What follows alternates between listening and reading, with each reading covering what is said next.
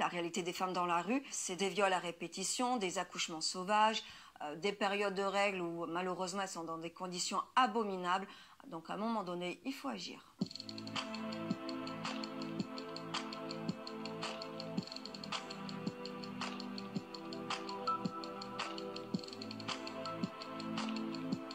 En fait, j'ai vécu un électrochoc avec le témoignage d'Anne-Claire Lorient, qui a vécu 15 ans dans la rue et qui a été violée plus de 80 fois.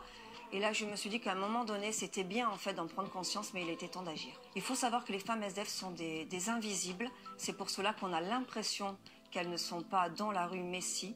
Le quotidien d'une femme SDF, c'est de se cacher et de fuir. C'est tout simplement s'habiller, s'accoutrer en homme pour passer totalement inaperçu.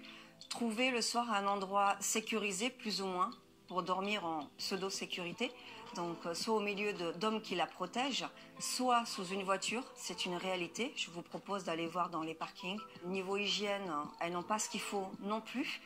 Et il y a aussi malheureusement les accouchements sauvages. Il faut savoir qu'en général, elles ne vont pas à l'hôpital parce qu'elles ne veulent pas qu'on leur enlève leurs enfants, ce qu'on peut quand même un petit peu comprendre.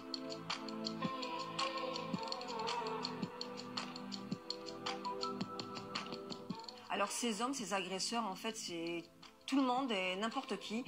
Ça peut être des personnes de la rue, mais c'est énormément de cols blancs. C'est des personnes qui sortent du bureau, qui sont sur le point de rentrer chez eux et qui se disent bah, c'est moins cher qu'une prostituée vu que c'est gratuit. Donc bon, on en a pour 5 minutes et on rentre chez soi. De toute façon, elles ne vont pas aller déposer plainte étant donné qu'elles n'ont pas de carte d'identité, pour certaines en tout cas, ou de toute façon, même si elles ont une carte d'identité, ça n'ira pas bien loin.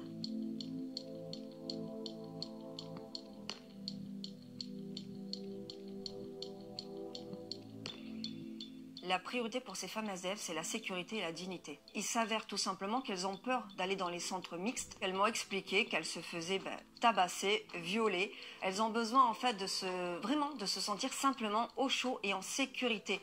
Alors oui, ça nous paraît être la base pour nous, mais juste ça, elles ne l'ont pas.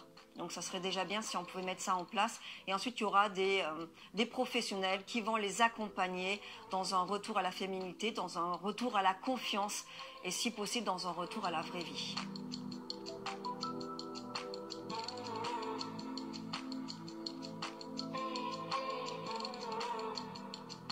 Elle aussi, c'est une femme forte. Je pense qu'on devons être solidaires entre nous pour simplement prendre conscience de ce qui se passe dans la rue parce que je suis persuadée que cette femme a les moyens de faire avancer la cause et de redonner un petit peu de chaleur et de sourire à ces femmes qui dorment encore ce soir dans les parkings parisiens ou d'ailleurs dans les parkings français.